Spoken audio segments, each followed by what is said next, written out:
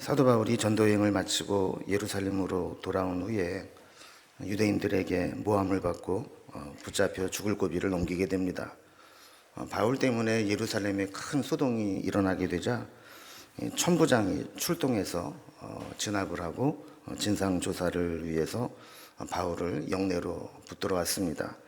근데 그 과정에서 바울이 로마 시민권자임을 알게 되죠. 변론할 기회를 얻게 된 바울은 지혜롭게도 이 부활의 교리를 통해서 부활을 믿는 바리새인들과 부활을 믿지 않는 사두개인들 사이에 이 교리 논쟁을 시키면서 자중질환이 일어나게 만들어서 그 폭도들의 위기에서 벗어나게 됩니다. 바울이 이렇게 위기를 만나게 될 때 하나님은 바울에게 친히 나타나셔서 말씀을 해 주셨죠. 23장 11절에 보면 담대하라, 내가 예루살렘에서 나의 일을 증언한 것 같이 넌 어떤 위기를 만나더라도 반드시 로마에 가서도 나의 증인이 되어야 될 것이다 하는 사명을 맡겨주셨습니다. 이렇게 위기를 넘기게 되었는데 그것으로 끝이 아니었습니다. 로마의 법정에서 재판을 통해서 바울을 죽게 할 수 없다는 것을 알게 된 유대인들은 다른 방법을 통해서 바울을 해치려 했습니다. 그것은 암살이라고 하는 방법이었습니다. 오늘 본문은 이렇게 바울을 암살하려고 하는 음모의 전말이 기록되어 있습니다. 그래서 어떻게 그 암살 음모가 기획됐는지, 그리고 그것이 어떻게 발각되었는지, 그리고 어떻게 무산되었는지 우리에게 잘 보여줍니다. 먼저 첫 번째로 이 음모의 발단을 한번 보겠습니다. 유대인들의 고발로 모함을 당할 수밖에 없었던 바울이 지혜로운 변론을 통해서 바리새인과 사두개인들 사이에 교리 논쟁을 일으켜서 위기를 벗어났다 그랬죠. 게다가 신문 과정에서 바울이 로마의 시민권자임이 드러나게 되면서 유대인들이 하나 깨달은 게 있습니다. 로마의 법정에서는 바울을 처단할 수가 없겠구나라는 것을 알게 된 것이죠. 그래서 더 급진적인 유대인들이 모이기 시작하는데 바울을 해칠 새로운 계획을 세우게 됩니다. 그래서 12절과 13절 말씀을 보면 유대인들이 우리가 당을 지어서 맹세하기를 바울을 죽이기 전에는 먹지도 아니하고 마시지도 않겠다, 이렇게 결의한 사람들이 동맹을 맺어서 40여 명이나 된다라는 이야기를 한 겁니다. 요즘으로 말하면 알카에다나 시카리오 같은 과격 테러리스트들입니다. 이들의 목표가 되면 반드시 죽임을 당하게 되죠. 이들은 어떤 즉흥적으로 어떤 감정에 흥분을 해서 살인을 하는 것이 아니라 신앙적 신념에서 나오는 극단주의자들입니다. 우리는 어느 모임이나 공동체에서 나를 싫어하는 사람이 한 사람만 있어도 그 모임에 가는 것이 마음이 참 무겁습니다.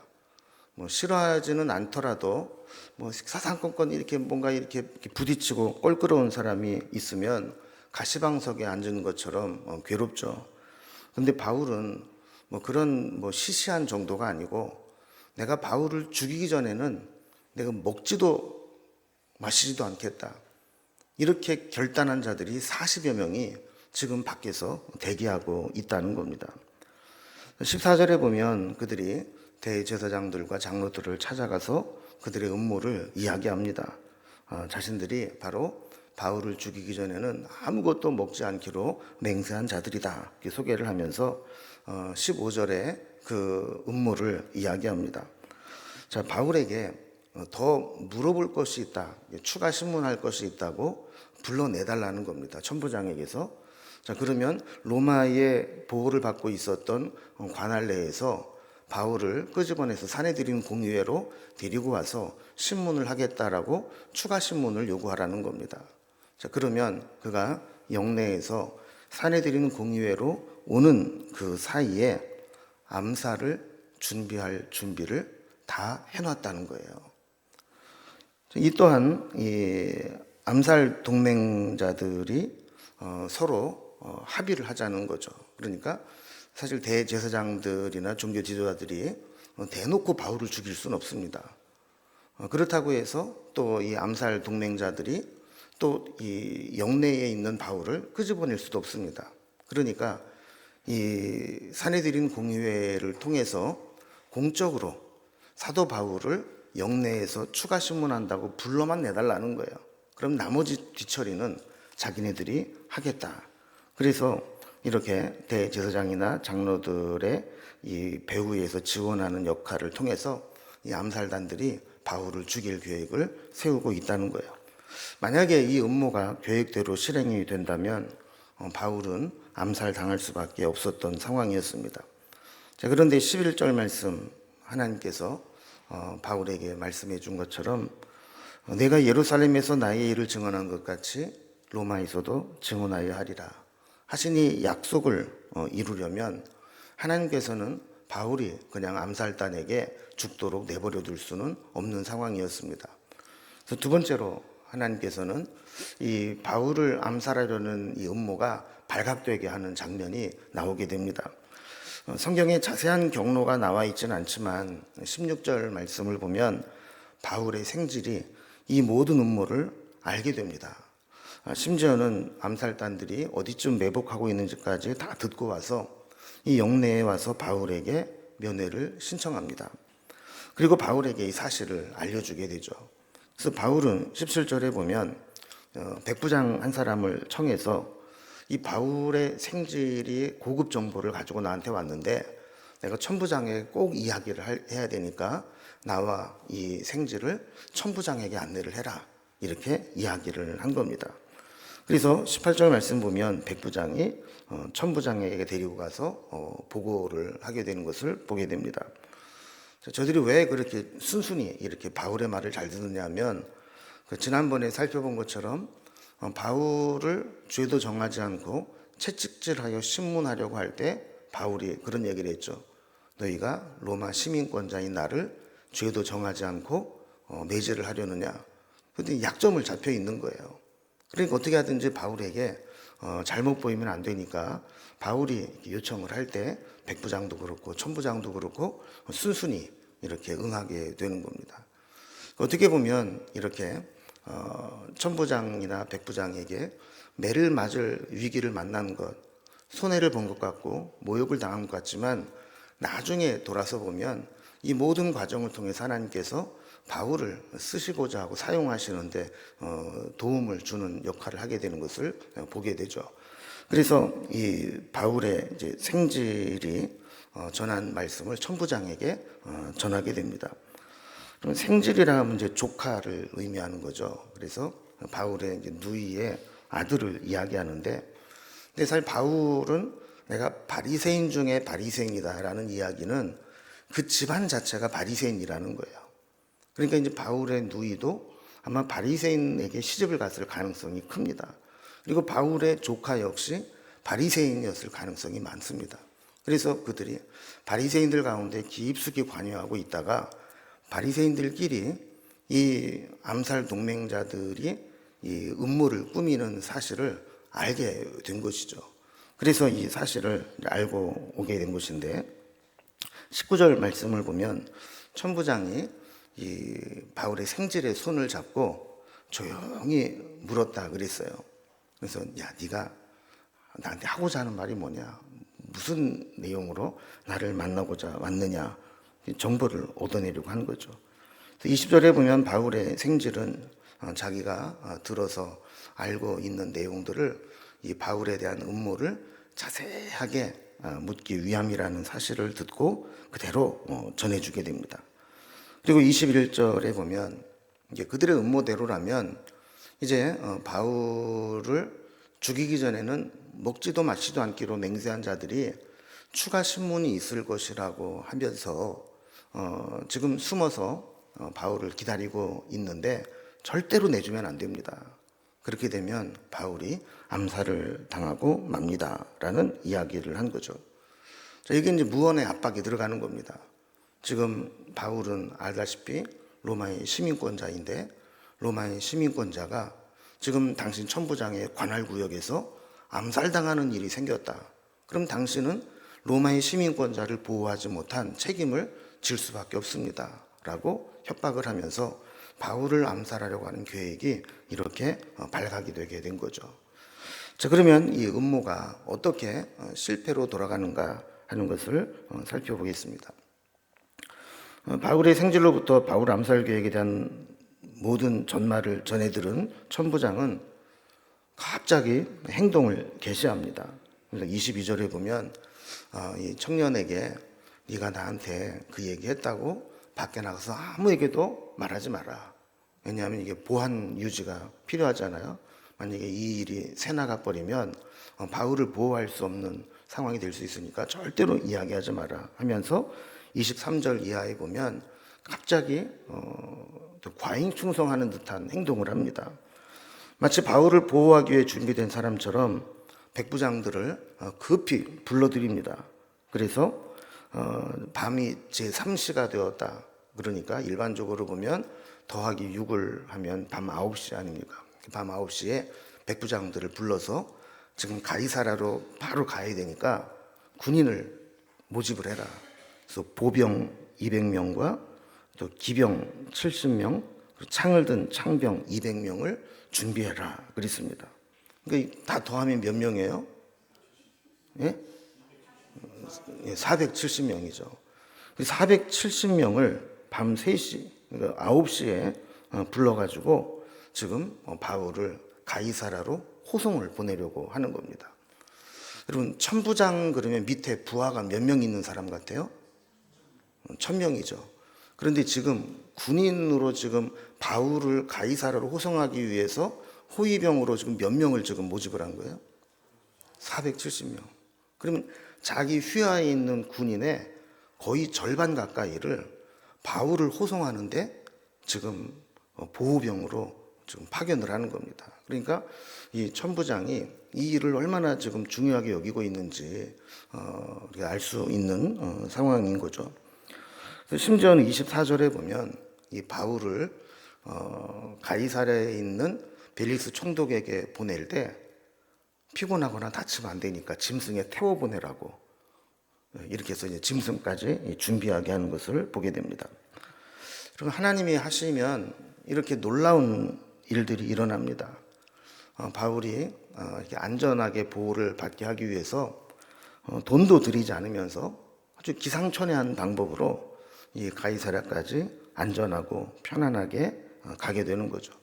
그래서 천부장이 가지고 있는 자기의 공권력을 최대한 활용해서 이 바울의 무고함을 풀어주고 보안 유지가 잘 돼 있고 로마의 법에 의해서 재판을 받을 수 있는 가이사랴로 보내게 된 겁니다. 그래서 바울이 암살 동맹단의 음모로 위기를 만났지만 하나님께서 개입하시게 될 때 상황은 역전되는 것을 보게 됩니다. 그리고 우리도 마찬가지입니다. 사실 우리도 우리 주변에는 우리가 알지 못하는 수많은 위험과 위기의 상황들이 벌어지고 있습니다. 다만 우리는 무지해서 지금 내가 얼마나 위험한 상황을 지나왔는지 모르고 지나갈 뿐입니다. 그런 수많은 상황 가운데서도 하나님은 이렇게 바울을 보호하셨듯이 우리를 여기까지 보호해 주신 줄로 믿습니다. 이제 25절 이하에 보면 천부장이 바울을 가이사랴에 있는 총독 벨리스에게 보내면서 공문을 써서 보냅니다. 편지를 써서 보낸 거죠. 26절에 보면 먼저 문안을 합니다. 여기 보면 천부장의 이름이 나옵니다. 천부장의 이름이 뭐라고 나왔어요? 글라우디오 루시아라는 사람입니다. 천부장 글라우디오 루시오가 총독인 벨릭스 각하에게 이제 보고서를 공문 형식으로 써서 보내게 된 겁니다. 먼저 이 벨릭스에 대해서 잠깐 좀 살펴보면 벨릭스는 유대의 제11대 총독으로 있었던 사람으로 주후 52년에서 58년까지 총독으로 있었던 사람입니다.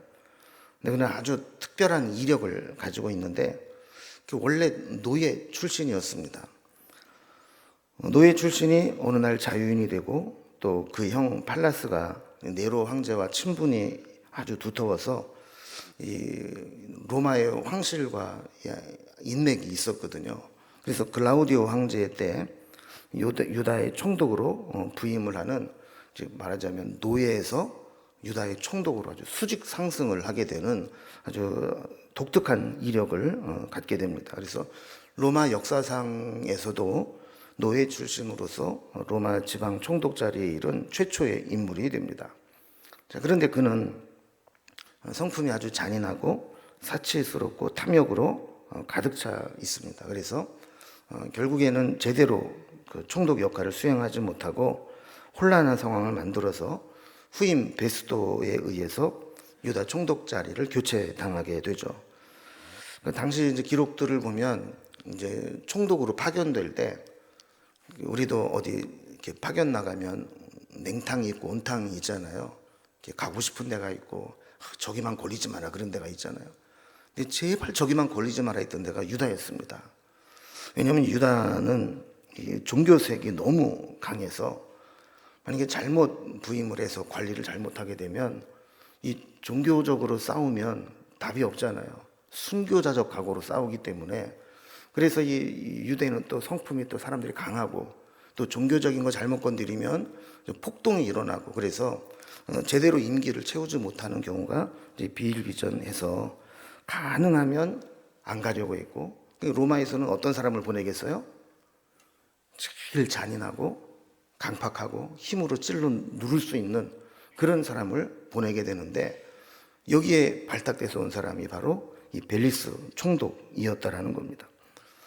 그런데 사생활도 복잡해가지고 결혼을 3번이나 합니다. 근데 첫 번째 결혼한 조광지처는 기록에 안 남아 있고, 두 번째, 세 번째 결혼한 사람들은 기록에 남아 있는데 모두 정략 결혼을 하게 됩니다. 그래서 두 번째 부인이 출세를 하기 위해서 로마의 안토니우스와 클레오파트라의 손녀딸하고 결혼을 합니다. 세 번째 부인은 유대에 부임하면서 유대 사람들에게 또 마음을 얻기 위해서 유대의 분봉왕 헤롯 아그리파 1세의 맏딸 드루실라와 결혼을 합니다. 그래서 역사가 타키투스는 벨릭스를 이렇게 한 줄로 요약했습니다. 잔인하고 음탕하며 노예의 정신을 가지고 왕의 대리권을 행사한 자였다. 이렇게 묘사를 했습니다. 형의 덕을 보면서 이렇게 노예에서 자유인이 되고 자유인에서 총독에 올라갔지만 그의 어떤 생각하는 것이나 통치하는 것들은 노예 수준을 벗어나지 못했다라는 겁니다. 그런 사람이 신분이 높아지면 그만큼 생각하는 것의 수준도 높아져야 되지 않겠습니까? 그런데 총독이 되었지만 여전히 노예 때의 근성을 버리지 못하고 함부로 아무렇게나 사는 그런 노예의 언어, 노예의 생각, 노예 행동을 서슴지 않고 했던 사람으로 권력을 그렇게 천박하게 사용했던 그런 총독이었다. 이렇게 기록이 되어 있는 겁니다. 재미있는 거는 사도행전 24장 25절과 26절에 보면 바울이 이렇게 가이사랴에 와가지고 미결수로 2년 동안 재판을 제대로 받지 못하고 있었던 적이 있습니다. 그런데 그때 이 벨릭스가 바울에게서 좀 돈을 받을까 바라는 거로 더 자주 불러서 같이 이야기하더라 그랬어요. 그게 무슨 얘기입니까? 벨릭스가 야, 내가 너를 판결할 수 있는 사람이야. 그런데 아직까지 내가 너를 재판을 안 하고 있지만 내가 너를 봐줄 수 있어. 그럼 자꾸 찌르는 거예요. 그럼 그 얘기는 결국 무슨 얘기예요? 나 돈 좋아해. 대놓고는 못해도 돈 가져오면 내가 무죄 판결 내려줄게. 이래가지고 자꾸 불렀다는 거예요. 근데 뭐 바울이 눈치가 없었는지 돈이 없었는지 모르겠지만 왜 응하지 않으니까 2년 동안이나 제대로 된 재판을 받지 못하고 나중에 베스도 총독이 올 때까지 그냥 미결수로 있었던 겁니다. 바울은 이제 이런 벨릭스에게 재판을 받을 때 소망이 없다 이렇게 생각을 했어요. 그런데 이제 베스도가 벨릭스의 후임으로 총독으로 부임을 하거든요. 근데 뭐 베스도 역시 이게 뭐 그렇게 뭐 그런 바울의 재판에 대해서 신경을 안 쓰고 계속 미뤄두고 있는 거예요. 그 바울의 생각에 야 이거 여기다가 맡겨두다가 내가 하세월이고 이거 뭐 답이 안 나오겠다. 그래서 나중에 보면 바울이 내가 로마에 있는 가이사에게 상소하겠다. 그래서 이제 로마에 가서 이제 재판을 받게 됩니다. 바울이 이런 상황에서 감옥에 갇혀 있다가 세월만 허비한 것처럼 보였지만 나중에 로마 감옥에서 빌립보 교회에 옥중서신이라고 하는 빌립보서를 보내면서 그때의 상황을 이렇게 회고합니다. 형제들아, 내가 당한 일이 도리어 복음 전파에 진전이 된 줄을 너희가 알기를 원하노라. 그러므로 나의 매임이 그리스도 안에서 모든 시위대 안과 그 밖의 모든 사람에게 나타났으니 형제 중 다수가 나의 매임으로 말미암아 주 안에서 신뢰함으로 겁없이 하나님의 말씀을 더욱 담대히 전하게 되었느니라. 그러니까 이게 이제 신앙인들의 고백이거든요. 그 당시에는 몇 년씩 세월만 허비하고 아무것도 되는 일은 없고 그냥 언제 어떻게 될지 미래를 알 수 없는 답답한 가운데 있었지만 나중에 돌이키고 보니까 하나님께서는 그때 시위대 안에서 안팎에 있는 사람들에게 복음을 전할 수 있는 기회를 주셨다라는 것을 깨닫게 되었다는 겁니다. 바울은 아마도 처음에는 답답했을 겁니다. 바울의 마음속에는 막 뜨거운 복음에 대한 열정이 있어서 내가 언제 여기를 나가서 복음을 전하나 이렇게 했지만 하나님께서는 몇 년을 그곳에 있게 하면서 결국에는 로마에까지 가서 로마를 복음화시키고 결국에는 바울이 복음을 전한 이후로 300년도 안 돼서 로마 제국이 결국 기독교 국가가 되는 놀라운 역사가 나타나게 된 것이죠. 이제 다시 본문으로 좀 돌아와서 27절에 보면 호송하여 보낸 자에 대해서 벨리스 총독에게 소개를 합니다. 지금 바울을 보냈는데 이 사람이 어떤 사람인가 하는 걸 소개를 해요. 바울이 유대인들에게 잡혀 죽게 된 것을 자기가 로마 사람인 줄을 들어서 알고는 군대를 거느리고 가서 구원해냈다라고 이야기를 합니다. 근데 이거 뻥입니다. 우리가 지금까지 살펴본 내용대로 보면 바울이 로마 사람인 것을 알고 바울이 공경을 처한 것을 보고 이 천부장에 가서 구해온 건가요? 아니죠.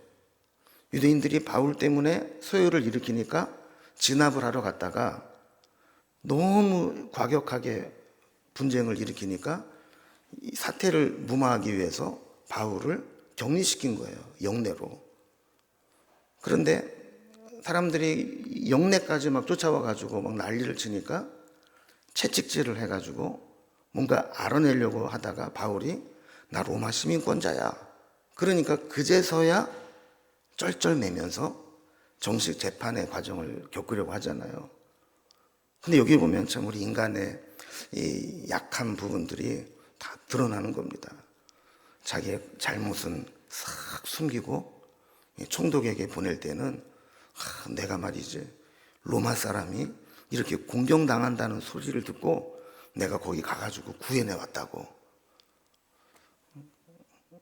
그래서 제가 뻥이라고 그런 거예요.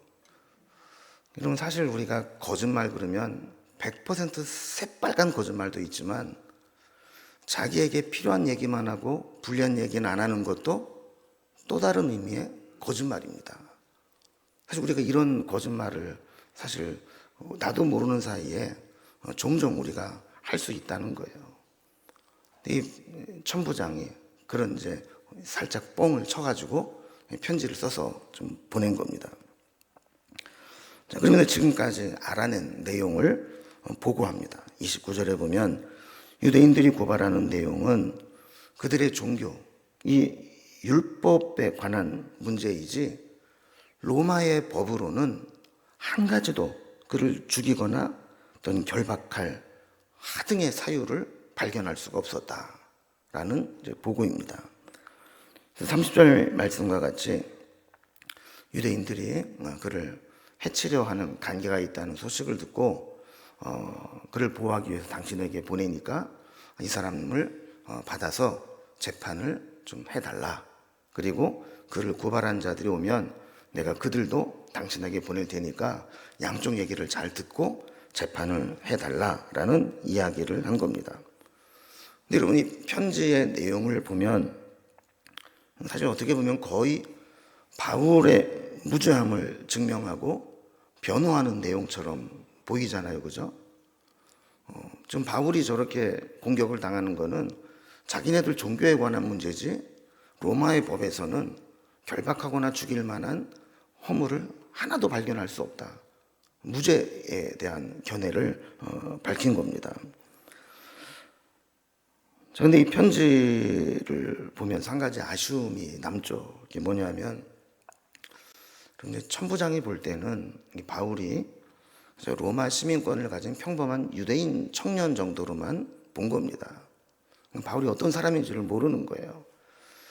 만약에 이 바울을 만날 기회가 정말 하나님 주신 천운과 같은 기회라는 걸 알았더라면 바울과 교제하면서 예수님에 대해서 이야기를 듣고 예수님을 영접할 수 있는 기회가 있었을 텐데, 이 천부장은 그런 사실을 깨닫지 못하고 그냥 바울을 스쳐가는 하나의 죄수 정도로만 이렇게 여겼던 겁니다. 이렇게 해서 바울은 이제 31절에 보면 밤새도록 강행군을 해서 예루살렘에서 약 60km 떨어진 안디바드리까지 오게 됩니다. 그럼 여기 안디바드레라는 곳은 이제 구약에 이 블레셋과 이스라엘이 전투할 때 언약궤를 빼앗긴 아벡 전투가 일어났던 곳입니다. 근데 신약에 보면 이제 이곳에 이제 헤롯 왕이 그 성을 재건하고 아버지 헤롯 안티파스를 번역할 때는 안디바라고 번역을 했는데, 그 아버지 헤롯 안티파스의 이름을 따서 안디바드리라고 불렀던 겁니다. 자, 그리고 32절에 보면 이튿날 기병에게 바울의 호송을 맡기고 나머지 보병의 병사들은 다시 영내로 돌아갔다 그럽니다. 여기에서부터 가이사랴까지는 약간 40km 정도 남았는데, 이제 여기부터 이제 그 안디바드리라는 곳부터 가이사랴까지는 이제 샤론 평야라고 불리는 이 평지가 펼쳐지게 됩니다. 그러니까 유대인들이 바울을 죽이기 위해서 매복을 할 장소가 없어요. 평지로 탁 뚫려 있으니까 다 노출이 되는 겁니다. 여기부터는 또 이방인들이 주로 살고 있는 곳이에요. 유대인들이 뭐 작당을 하고 뭔가 일을 꾸밀 수 있는 곳이 아닌 거죠. 여기에서부터는 이제 기병에게만 가이사랴까지 호송을 맡기고 나머지 이제 보병과 또 창병들은 다시 영내로 돌아갔다는 거예요. 그도 그럴 것이 지금 천부장이 자기 1000명의 수하 중에서 470명을 내보내놨으니까 끝까지 갈 수는 없었던 거죠. 그래서 지도를 보면 이 안디바드리라고 하는 곳은 이제 밑에 빨간 박스가 예루살렘이고 위에 빨간 박스가 가이사랴라는 곳인데 거기에 중간 정도 돼 있습니다. 그런데 예루살렘에서 그 안디바드리는 약간 이렇게 돌아가야 돼가지고 한 60km 정도 되고, 안디바드리에서 가이사랴까지는 직선 거리로 가기 때문에 약 40km 정도 남아 있는데 중간 정도에 위치한 교통도시다 이렇게 보면 될 것 같습니다. 자, 그러다 이제 33절에 보면 이제 드디어 이제 그 40km를 더 가서 가이사라에 도착을 하게 됩니다. 그래서 이 편지를 벨릭스 총독에게 세우고 전달하게 되죠. 34절에 보면 이제 천부장 루시아의 편지를 읽은 벨릭스가 먼저 간단하게 이제 신상 확인을 합니다. 이렇게 새로운 재판을 받을 사람이 오니까 너 누구냐 뭐 이름 묻고 이제 확인을 하는 거예요. 그래서 뭐 로마 사람 뭐 바울이다 그러니까 이제 그러면 로마 사람이면 어디 영지 사람이냐, 본 적이 어디냐 뭐 이렇게 물어본 거죠. 그러니까 나는 길리기아 다소 사람입니다 라고 대답을 해서 바울의 신상 확인을 한 겁니다. 그리고는 35절에 보면 이제 예루살렘에서 너를 고발한 자들이 온다고 그러니 그가 오면 그 사람 말도 듣고 너를 불러서 다시 이야기도 들을 테니까 그때까지 헤롯 궁에 가서 머물러 있어라. 그리고 이제 뭐 가택연금 상태로 그를 감금을 하게 된 거죠. 오늘 이제 본문을 통해서 우리가 좀 얻을 수 있는 교훈은, 하나님은 우리가 도저히 감당하지 못할 시험과 위험에 처할 때 우리가 전혀 생각하지 못한 방법으로 우리를 도우시고 건져낼 수 있다는 겁니다. 그래서 우리가 시험 당할 때 반드시 붙잡아야 될 말씀이 있습니다. 이게 뭐냐면 고린도전서 10장 13절 말씀입니다. 아마 다 아시는 말씀일 거예요. 사람이 감당할 시험 밖에는 너희가 당한 것이 없나니 오직 하나님은 미쁘사 너희가 감당하지 못할 시험 당함을 허락지 아니하시고 시험 당할 즈음에 또한 피할 길을 내사 너희로 능히 감당하게 하시느니라. 여러분, 하나님은 우리가 감당할 만한 시험만 허락하십니다. 만약에 이건 내가 도저히 감당할 수 없는 시험 같은데 이런 마음이 들었을 때는 하나님께서 피할 길을 내서 그 시험을 감당하게 하신다는 거예요. 여러분, 우리가 어떤 시험을 만나든지 우리는 그런 믿음을 가져야 됩니다. 하나님이 이 정도는 내가 감당할 수 있다고 시험을 주시는구나. 이런 큰 시험 만날수록 기뻐해야 됩니다. 왜 그래요? 하나님이 나를 이만큼 믿어주시는구나. 하나님이 나를 이 정도 시험까지 감당할 수 있다고 여겨주시니까 이런 시험을 주시는구나. 그런데 만약에 견디다가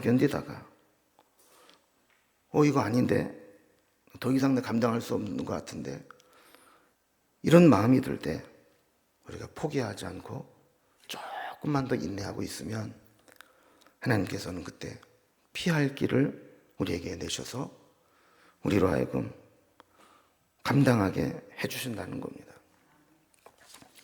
그럼 바울도 유대인의 암살 음모에서 이렇게 벗어나게 될 줄을 누가 알았습니까? 그리고 이곳에 와서 로마에 상소를 해서 로마에 가서 또 복음을 전하게 될 줄 누가 알았겠습니까? 예레미야 33장 3절에 있는 말씀과 같이 우리가 고난 가운데 기도하면 하나님은 우리가 알지 못하는 크고 은밀한 일을 우리에게 보여주시는 겁니다. 하나님이 로마에 가서도 예루살렘에 산 것과 같이 나에 대해 증언하여 하리라 하셨다면 그 사명을 감당할 때까지는 하나님께서 우리를 지켜주실 것입니다. 그래서 우리가 어떤 어려움이 와도 이렇게 바울을 건지시고 지키시고 그를 쓰시기 위해서 로마로 보내기 위해 가이사랴까지 안전하게 호송하신 그 하나님을 기억하면서 우리도 어려움들을 잘 이겨내고 믿음으로 승리할 수 있기를 주님의 이름으로 기원합니다. 기도하겠습니다.